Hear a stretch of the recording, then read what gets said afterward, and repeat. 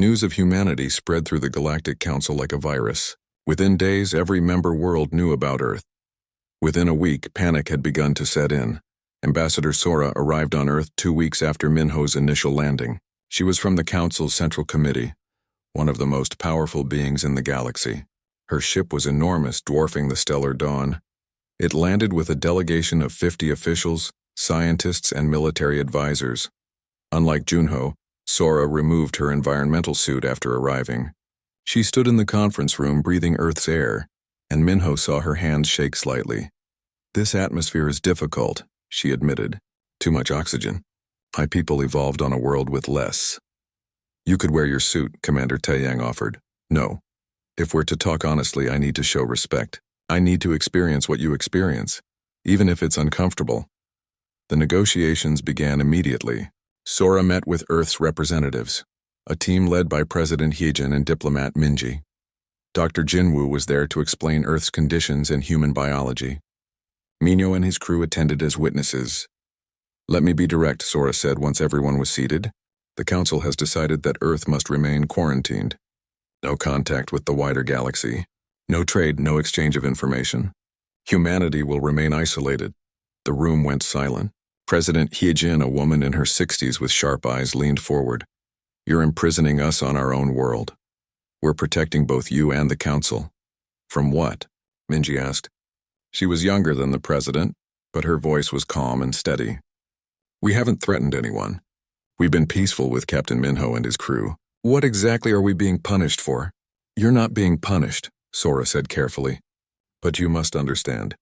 Your very existence is a threat to galactic stability." "Because we can survive?" Dr. Jinwoo asked. "Because you can survive too well." Sora pulled up data on the conference room's display. It showed graphs and charts comparing human biology with other Council species. The differences were stark. Every Council species evolved in relatively gentle conditions, Sora explained. "Our biology is fragile compared to yours. Our psychology is built around cooperation and consensus, because our environments allowed for that. We've created a civilization based on careful planning and resource optimization." She changed the display to show human data. "You evolved in constant crisis. Your biology is engineered by nature for survival at any cost. Your psychology embraces risk because safety was never guaranteed. Your entire culture assumes things will go wrong because on Earth they always do." "And that's a problem?" Taeyang asked. "It's incompatible with the Council."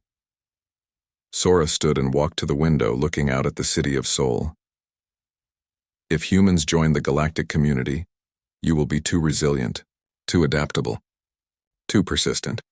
In any competition, economic or scientific or cultural, you will eventually dominate, not through malice or aggression, but through simple survivability." President Hyejin spoke quietly. "You're afraid we'll outcompete you? I'm afraid you'll replace us without meaning to." Sora turned back to face them. "Council species have spent 10,000 years building a balanced civilization. We've learned to share resources, to cooperate across vast differences to maintain peace. But that balance depends on rough equality. If one species is fundamentally more capable of survival than the others, the balance collapses. So your solution is to lock us away?" Minji's voice was cold now. "To pretend we don't exist? To give both our peoples time to find a better solution?" "There is no solution," Dr. Jinwoo said. "We can't change what we are. Earth made us this way over billions of years. We can't undo that evolution." Sora nodded sadly. "I know. That's why the situation is so difficult." Over the next several days, the debate continued. Minho watched as both sides tried to find a compromise. He spoke privately with Sora one evening, walking through the human facility's gardens. "Do you really think quarantine will work?" he asked. "No," Sora admitted. "But I had to propose it. The Council is terrified, Minho. They see humans as an existential threat. Humans haven't done anything threatening. They don't have to. Their very existence threatens the Council's foundation." Sora stopped walking and looked at him. "Think about it. We tell ourselves we're the pinnacle of civilization, that we've achieved something special. But then we find a species that evolved in conditions we can't even imagine surviving. A species that makes us look weak and fragile by comparison. What does that do to our self-image?" "It shows you that you've been lucky," Minho said quietly. "That you built your civilization in safe conditions." That's not a bad thing, isn't it? We pride ourselves on our achievements, but how much of that was just because we had easy worlds to work with? Sora shook her head. Humans make us question everything, and people don't like having their fundamental beliefs challenged. The breakthrough came from an unexpected source. Commander Taiyang requested a private meeting with Sora and presented her with something that changed the entire negotiation. You're afraid of what humans might do if we spread into the galaxy, Taiyang said, but you're making assumptions based on fear, not facts. Let me show you what we've actually been doing. He pulled up records of Earth's own history, the wars, the conflicts, the near extinctions, and then the slow, painful progress toward cooperation and peace. We've fought each other for thousands of years, Taiyang explained. We've made every mistake you can imagine. We've nearly destroyed ourselves multiple times, but we learned. We grew. We found ways to cooperate despite our differences. That's admirable, Sora said. But we did it on the most hostile planet imaginable. If we can find peace here in these conditions with our aggressive biology, what makes you think we'd be violent or destructive in your gentler galaxy? Sora was quiet considering this. Moreover, Taiyang continued, you're afraid we'll dominate through superior survival capabilities. But have you considered that we might not want to dominate, that we might want to cooperate, that our experience surviving together on Earth has taught us the value of working together? Words are easy, Sora replied. Actions are what matter. Then test us, what? Taiyang leaned forward. You want to know what humans will do in the galaxy? Test us. Give us limited access to a few carefully selected worlds. Let us prove ourselves. If we're aggressive or destructive, quarantine us permanently. If we can cooperate, gradually increase our access. Sora considered this. A probationary period, exactly. Both sides get what they need. You get evidence instead of fear. We get a chance to prove ourselves instead of being imprisoned for crimes we haven't committed. The council debated Taiyang's proposal for 3 days. Sora argued for it passionately and slowly, reluctantly, the council agreed. Humanity would be allowed limited contact with a small number of council worlds. The probationary period would last 10 years. If successful, Earth would be granted full council membership. But there were conditions. Humans could only visit designated worlds. They would be monitored constantly. Any sign of aggression or excessive competition would end the experiment immediately. President Hai Jin accepted the terms. It's not perfect, she told her advisors, but it's a beginning. On his last day on Earth before returning to council space, Minho met with Taiyang one final time. Thank you, the human commander said, for believing in us, for taking the risk to land here. I didn't do anything special, Minho replied. I just wanted to know the truth. Sometimes that's the hardest thing to do. The council was comfortable with their lies. You made them face reality. Minho looked up at the sky. Earth's sun was setting, painting the clouds in shades of orange and red. It was beautiful, this dangerous world. Beautiful and terrible and alive in a way he'd never experienced before. Taiyang, can I ask you something? Of course. Are you afraid? Of joining the galaxy? Of what you might find out there? Taiyang smiled. Captain, we evolved on a planet that tries to kill us every day. We survived ice ages and supervolcanoes and asteroid impacts. We've faced diseases and famines and wars. The galaxy doesn't scare us.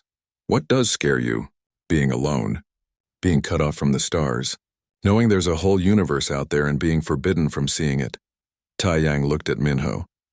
Earth made us survivors, but it also made us explorers.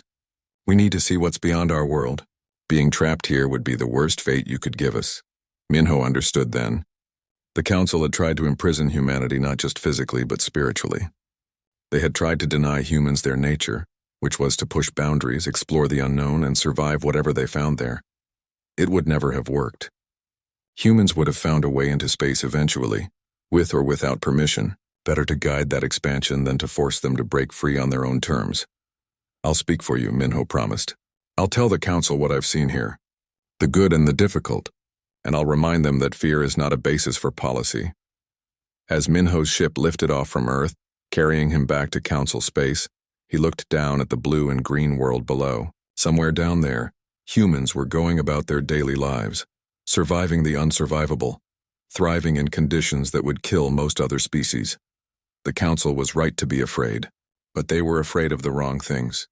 They feared domination when they should have feared stagnation. Yuna couldn't sleep.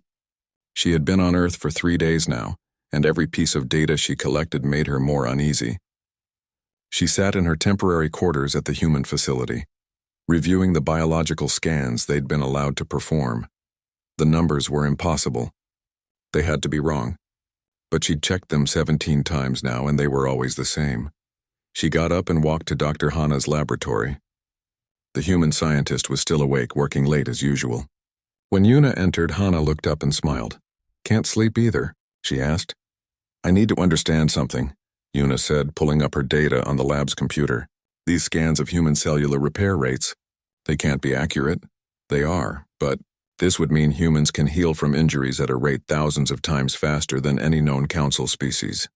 We heal pretty quickly, yes." Hana pulled up a file. "Want to see something interesting?" The file contained medical records. Hana showed her case after case of humans recovering from injuries that should have been fatal. Broken bones that healed in weeks. Severe burns that regenerated. People who had survived without food for 30 days or more. Bodies that had adapted to extreme cold or heat. "How is this possible?" Yuna whispered. "Evolution," Hana said simply. "On Earth, if you couldn't heal quickly, you died. If you couldn't adapt to changing conditions, you died. If you couldn't survive injuries, you died. Over millions of years, only the strongest, most adaptable humans survived to pass on their genes." Yuna thought about her own species. They had evolved on a gentle world. Medicine had been easy to develop because bodies were fragile and needed help. Technology had advanced because biology couldn't solve problems on its own. Humans were different. Their biology had to solve problems or they died. Their bodies were their first line of defense against a hostile universe. "There's more," Hana said quietly. "Our immune systems don't just fight diseases. They remember them. We develop immunity to viruses and bacteria, and our immune systems can adapt to new threats within days." "Natural immunity?" Yuna was shocked. Most council species needed careful genetic engineering to resist new diseases. That's incredible. It's necessary. Earth has aggressive evolution. Viruses and bacteria here mutate rapidly, becoming resistant to treatments. If our immune systems couldn't keep up, we'd have gone extinct millions of years ago. Yuna sat down heavily. She was beginning to understand the full scope of what humanity represented. They weren't just survivors. They were the product of the most brutal natural selection the galaxy had likely ever seen. Meanwhile, Daiho was having his own revelation in the human engineering facility. He stood in front of a spacecraft that the humans called a shuttle. It was crude compared to council technology, built with heavy materials and simple systems. "It's so inefficient," he said to his human guide, an engineer named Jinwoo. "Maybe," Jinwoo replied cheerfully, "but it works, barely. The fuel consumption is enormous. The materials are heavy. The systems are redundant to the point of waste." "Redundant systems are necessary," Jinwoo explained. "What happens if your primary system fails? The secondary system takes over. And if that fails? Then," Daiho paused, "then the ship is disabled." "Exactly." Jinwoo patted the shuttle. "This thing has 7 backup systems for critical functions. If the computer fails, there are mechanical controls. If the engines fail, there are smaller emergency engines. If the power fails, there are chemical backups, and that's so wasteful. That's survival." Jinwoo smiled. "In space, everything eventually breaks. We build assuming things will fail, because they will, and when they do, we need to be able to keep going." Daiho examined the shuttle more carefully. He started to see the logic. Council ships were elegant and efficient, but they were also fragile. Everything depended on everything else working perfectly. If one critical system failed, the whole ship was compromised. Human ships were clumsy and heavy, but they could survive damage that would cripple a council vessel. They could limp home on backup systems. They could make emergency repairs with basic tools. They were built by people who expected things to go wrong. Because on Earth, things always went wrong. That evening, Council member Junho arrived from the nearest council outpost. He was a senior administrator, and he looked terrified when he stepped off his ship. He wore a full environmental suit and refused to remove it. "Captain Minho, what have you done?" Junho demanded. "You've violated a red zone quarantine. Do you understand how serious this is?" They met in a sealed conference room. Junho sat as far from the humans as possible, even though they were on opposite sides of a transparent barrier. "I understand you've been lying to the council," Minho replied calmly. There's an advanced civilization here. A civilization that you classified as impossible and hid from everyone. We had our reasons. Then explain them to me. Junho looked at Commander Taeyang and Dr. Hana on the other side of the barrier. He seemed to gather himself before speaking. Earth is a Death World Class 12, he said quietly. Do you know what that means, Captain? I can guess. The classification system goes from Class 1 to Class 12. Class 1 worlds are paradise, perfect for life. Class 12 worlds are hell. Junho pulled up data on his portable console. In 10,000 years of Council exploration, we found only 3 Class 12 worlds. All of them were barren. No life at all, because life can't survive in those conditions. But it did here, Yuna pointed out. Yes, and that's the problem. Junho looked directly at the humans. No offense intended, but you should not exist. Your world should have killed any life that tried to evolve there. The fact that you're here, that you're intelligent, that you've built a civilization, it's impossible. Yet here we are, Taeyang said mildly. Here you are, Junho agreed. And that terrifies the council. Minho leaned forward. Why, what are you afraid of? Unyo was quiet for a long moment. When he spoke, his voice was barely above a whisper. Captain, the council has existed for 10,000 years. We've brought together thousands of species from hundreds of worlds. We've built the greatest civilization in galactic history. But do you know what all those worlds have in common? They're stable, Yuna said softly. Exactly. Every single council species evolved on a gentle world. Stable climate. Predictable conditions. Safe environments. We're all adapted for peace and cooperation because our worlds allowed for it. We never had to become hard. He looked at the humans again. But these people did. They evolved in hell. They're biologically designed to survive anything. And if they join the council, if they spread to other worlds... He trailed off. You think we'll take over, Taeyang said. It wasn't a question. Not intentionally, but yes. In any competition, humans will win because you can survive what kills us. Economic competition. You can colonize hostile worlds we can't use. Scientific advancement. You innovate through failure and adapt faster than we can plan. Cultural influence. You survived Earth. That makes you fascinating to council citizens who've never faced real hardship. Minho felt sick. So you were going to hide them forever? Pretend they didn't exist? We were trying to protect the council. Everything we've built, all our progress and peace, it depends on rough equality between species. If one species becomes too dominant, the whole system falls apart. And you think humans would dominate, Yuna said. I know they would. Not through conquest or violence. Just by being better at surviving. And eventually survival is all that matters. Dr. Hana spoke up from behind the barrier. With respect, council member, you're afraid of something that hasn't happened. You don't know what we'd do if we joined your council. I know what Earth did to you, Junho replied. It made you into survivors. Into adapters. Into the most resilient species the galaxy has ever seen. And I know that the council was built by species that never had to be that resilient. We're comfortable, soft, safe. He stood up. That's the real reason we overlooked Earth, not because we didn't know you were here. We knew. We've known for almost 100 years. But acknowledging you meant acknowledging something we didn't want to face. What? Minho asked. That we built our entire civilization in a cosmic safe zone. That we've been playing in the shallow end of the pool. And now someone's emerged from the deep end. Where the real universe lives. The dangerous universe. The one we've been hiding from. Junho looked at Minho with sad eyes. Captain, you asked why the council overlooked Earth.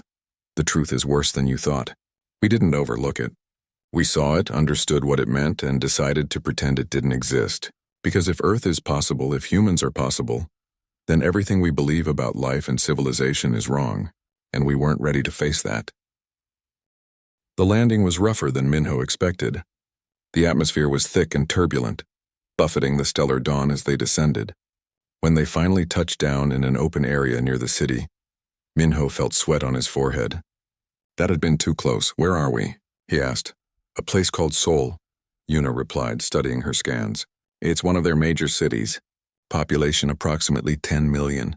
10 million. On a death world, Minho shook his head in disbelief. Captain, we have company, Jiwon said from her security station. Multiple vehicles approaching. Armed forces, Minho had expected this. They had just landed an alien spacecraft in the middle of someone's planet. Of course the military would respond. He stood up and straightened his uniform. Open a communication channel. All frequencies, Yuna worked her console. Channel open. This is Captain Minho of the Galactic Council exploratory vessel Stellar Dawn. We come in peace. We mean no harm to your world or your people. There was silence for a moment. Then a voice came through, speaking in a language Minho didn't recognize. Yuna's translation software quickly processed it. This is Commander Taeyang of the Earth Defense Force. You are surrounded. Power down your weapons and exit your vessel slowly. Any hostile action will be met with force. Minho smiled slightly. These humans were cautious, smart. Understood, Commander. We are powering down weapon systems now. We will exit the ship. Captain, are you sure about this? Taiho asked nervously. Do we have a choice? The boarding ramp descended with a hiss. Minho was the first to walk down, his hands held away from his body to show he was unarmed. Yuna, Daeho, and Jiwon followed close behind. The air hit him first. It was thick and rich with oxygen, far more than he was used to.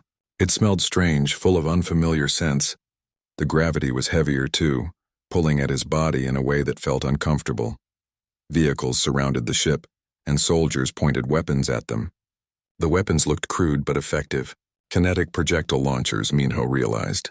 Ancient technology, but still deadly. A human stepped forward. He was tall and broad-shouldered, wearing a military uniform. His dark eyes studied Minho carefully. I am Commander Taeyang, he said through a translation device that his people had quickly provided. Welcome to Earth. I apologize for the hostile reception, but you'll understand we don't get many visitors from space. You've had visitors before? Minho asked with surprise. Taeyang smiled slightly. No, but we've been listening to space for decades. We know we're not alone in the universe. We've been waiting for this day. Over the next few hours, Minho and his crew were taken to a facility where they underwent medical scans and questioning. The humans were professional but thorough. They wanted to know everything about the Galactic Council, about other species, about why Minho's ship had come to Earth. What surprised Minho most was how calm they were. There was no panic, no fear of the unknown. The humans treated first contact like any other military operation, careful but not frightened. It was during the medical examination that Minho first realized something was deeply wrong. Or rather, deeply right in a way he couldn't understand. Why aren't you wearing environmental suits?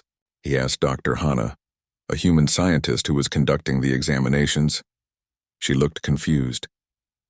Why would we need suits? The radiation levels. The atmospheric contamination. The biological hazards. Minho gestured around. Your planet is hostile to life. How are you surviving in these conditions? Dr. Hana laughed. It was a warm sound, genuinely amused. Hostile? This is just normal for us. Normal? Yuna spoke up from where she was being examined. The background radiation here would give most council species cancer in a matter of hours.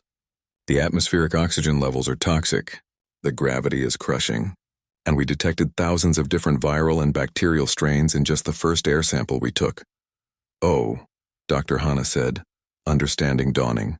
You come from gentler worlds. Gentler? Minho repeated. Stable, predictable, safe. Dr. Hana pulled up some data on her computer. Let me show you something. This is Earth's magnetic field over the past 1,000 years.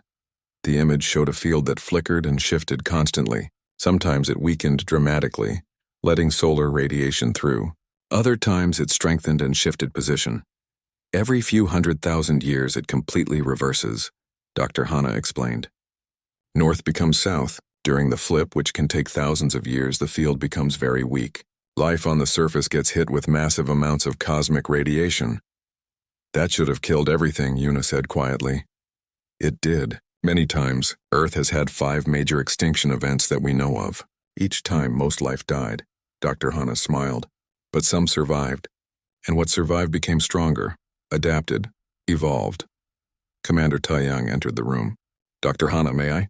Of course. Taeyang sat down across from Minho.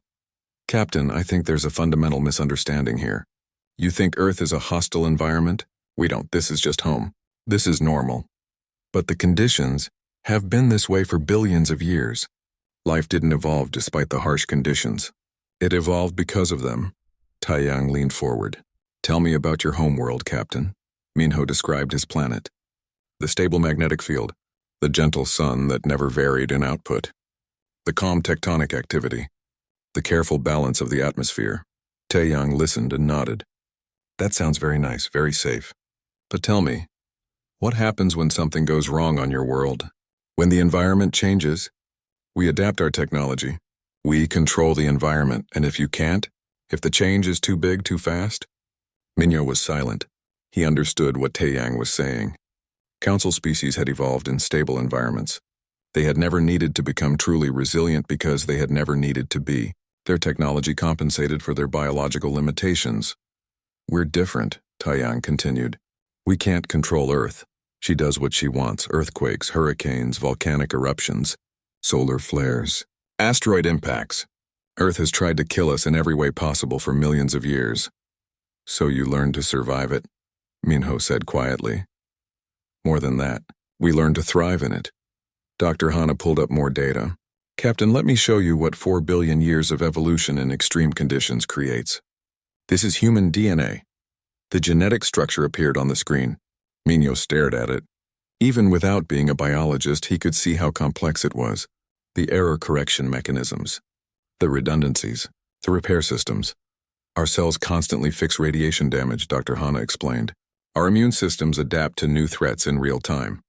Our bodies can heal from injuries that would be fatal to most species. We can survive temperature extremes. We can adapt to different oxygen levels. We can even develop resistance to toxins and poisons. You're not just adapted to your environment, Yuna said with awe. You're built to survive anywhere. We're built to survive here, Dr. Hana corrected. But yes, that means we can probably survive in most places. Minho felt a chill run down his spine. He was beginning to understand why the Council had classified Earth as a red zone.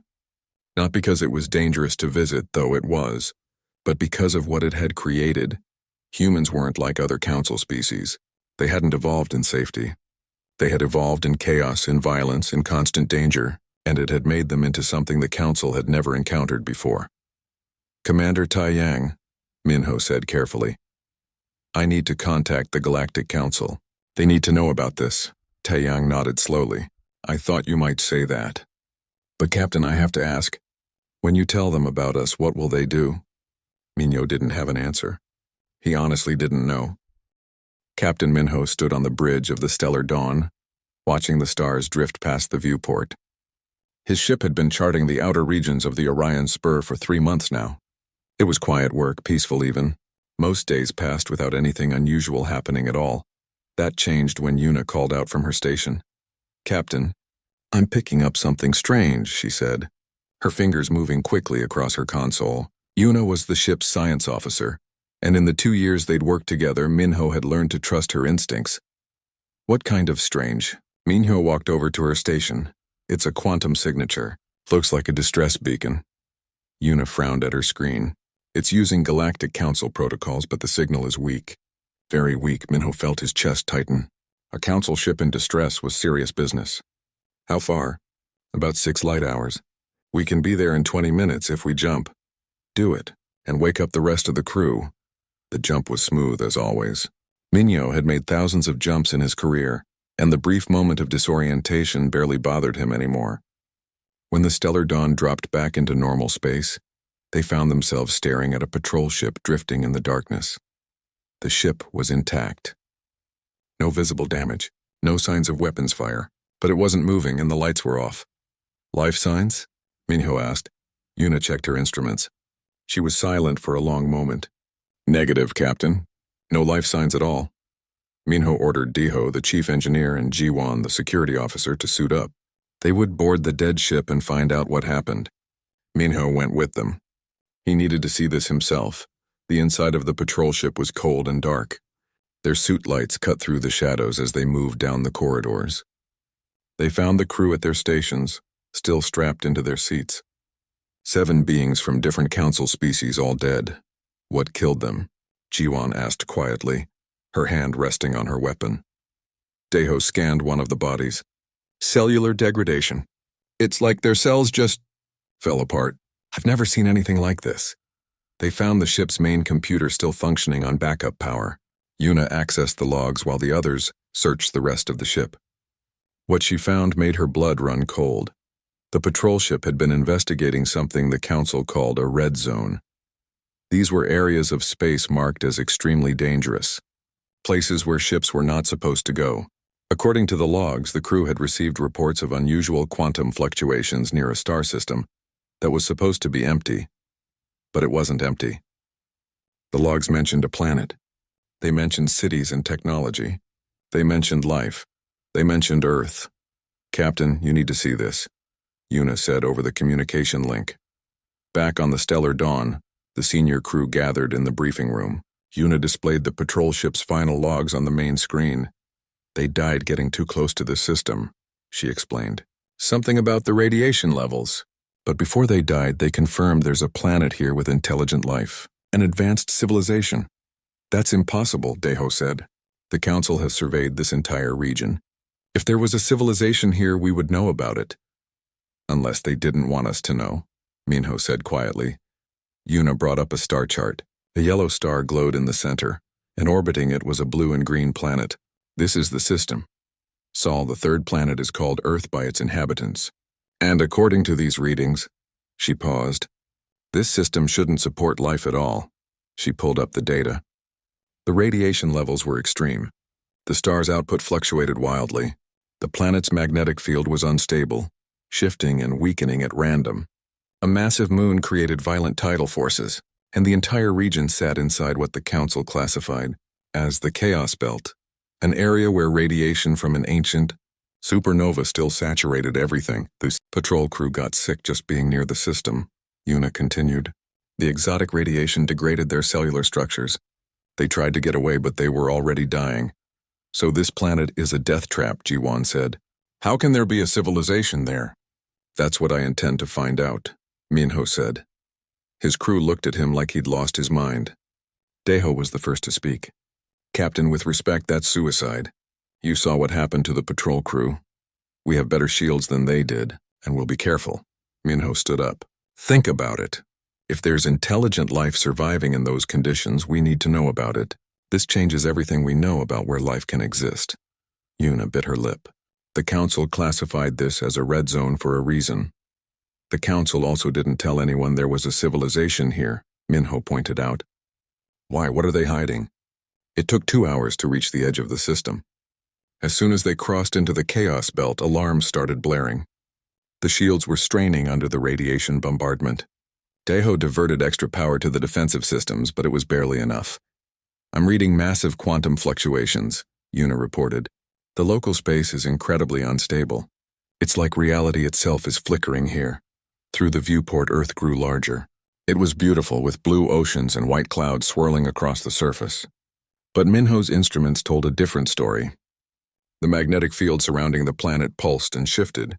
Solar radiation that should have sterilized the surface somehow made it through the weak points in the field. The moon was so large it should have torn the planet apart billions of years ago. "Captain, I'm detecting artificial satellites," Una said with wonder in her voice. "Thousands of them. And radio signals. They're broadcasting on hundreds of frequencies. Can you translate?" "Working on it." Una listened for a moment. "They know we're here. I'm picking up transmissions from their surface. They've spotted us on their tracking systems." Minho made his decision. "Take us in. Find a safe place to land." "Captain, there might not be a safe place," Deho warned. "The radiation levels on the surface are—" "I know. Do it anyway." As they descended through the atmosphere, Minho watched the planet grow larger in the viewport. Cities sprawled across the continents. Roads connected them like veins. Lights glowed in the gathering darkness of night. It looked peaceful from up here, but Minho knew the truth. This planet was a nightmare.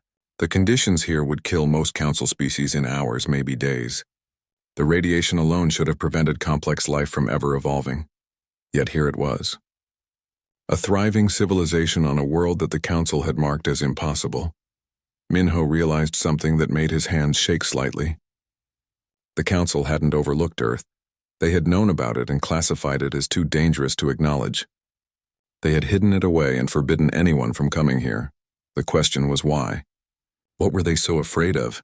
The stellar dawn broke through the clouds and descended toward a massive city. Minho could see millions of lights below. Vehicles moving on roads, buildings reaching toward the sky. "Prepare for landing," he said quietly. "Let's go meet the impossible." They feared change when they should have feared complacency. Earth had sent the galaxy a message.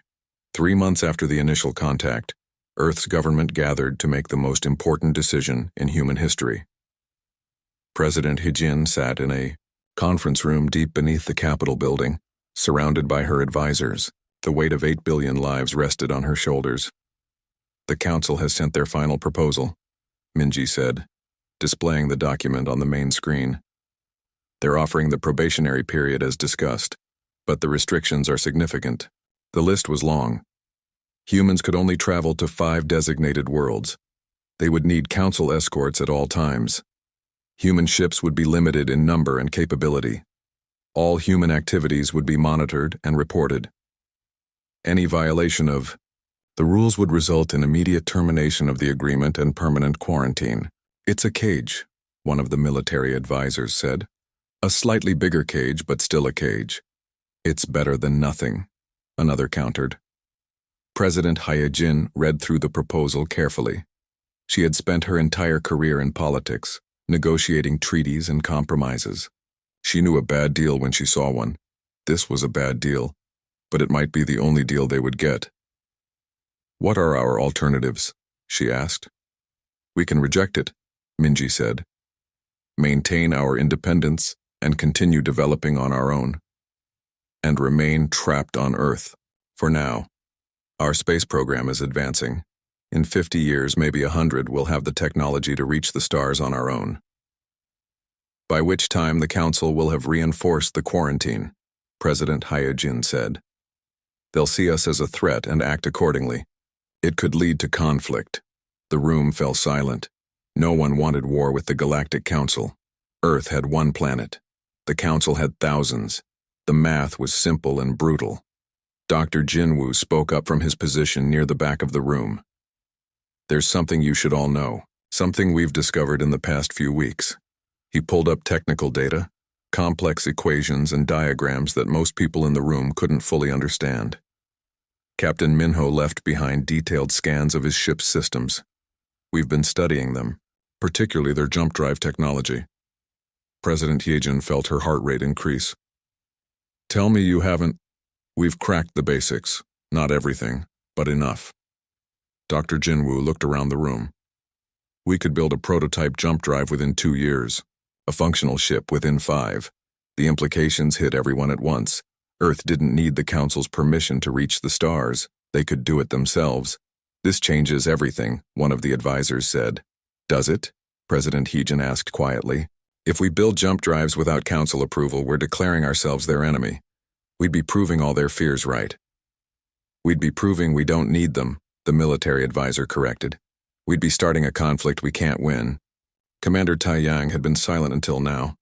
He stood up, his military bearing commanding attention.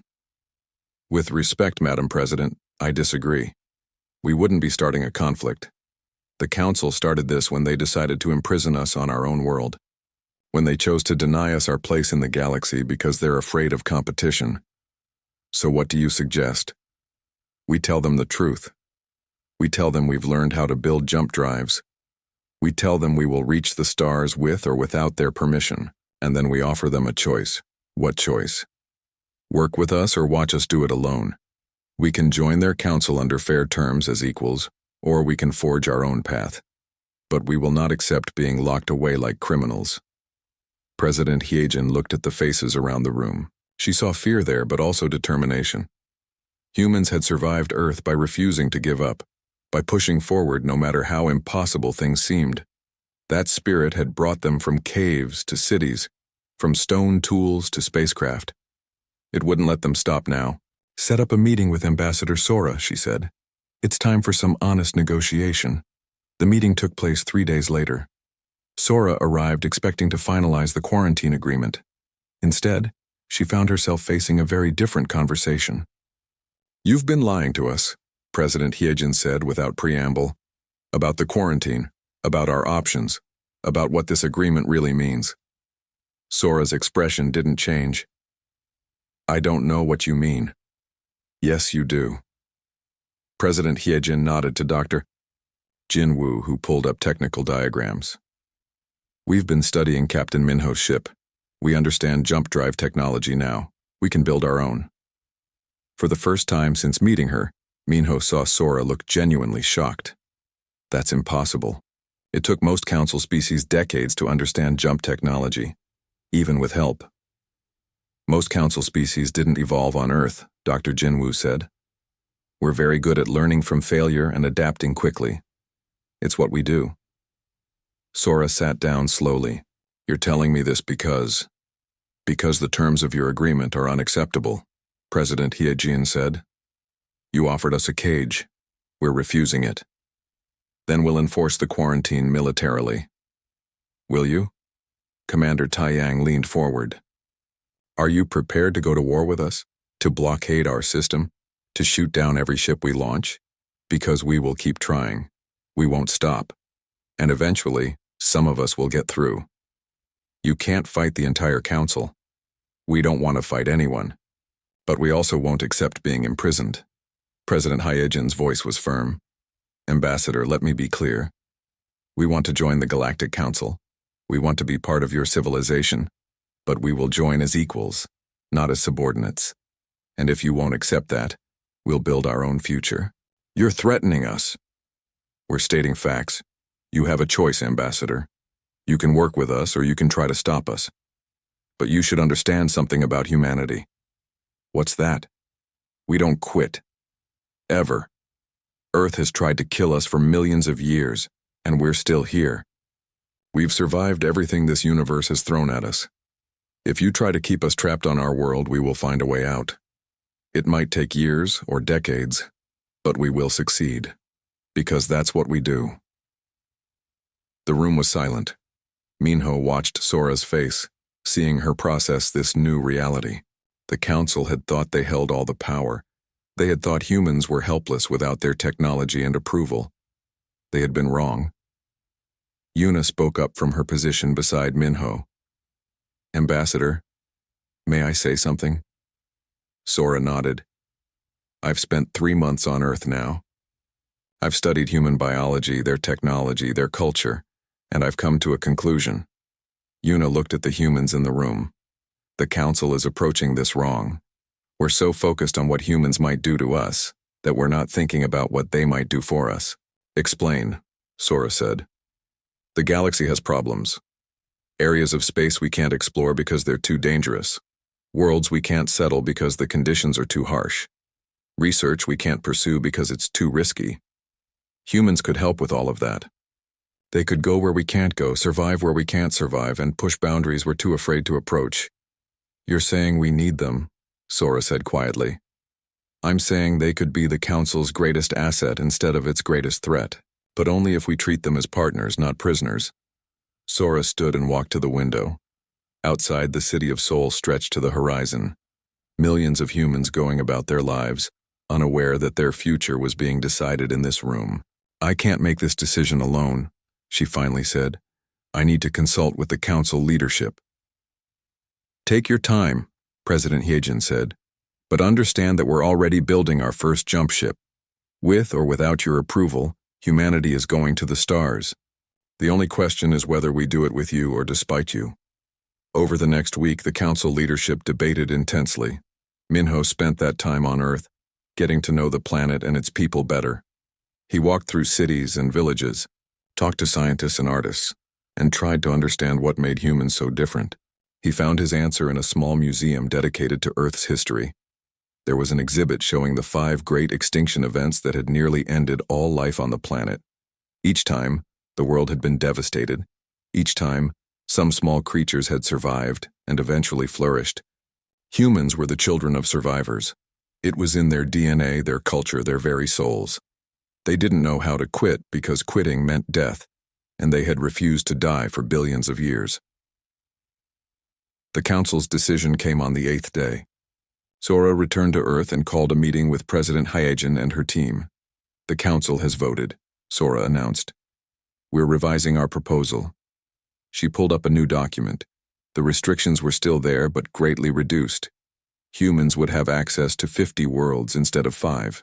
They would need escorts for the first year only, then be allowed independent travel. Human ships would have no limitations. Monitoring would be for safety purposes only, not surveillance. And most importantly, humans would be granted probationary membership in the council with full voting rights. This is conditional, Sora said. After 5 years, we'll evaluate how integration is going. If there are significant problems, we'll discuss new terms. But you'll be free to travel, trade, and engage with the galaxy as you see fit. That's acceptable, President Hyejin said after conferring with her advisors. There's one more thing. Sora looked uncomfortable. The Council has agreed to acknowledge the truth about Earth. We'll make public that we've known about your world for 100 years.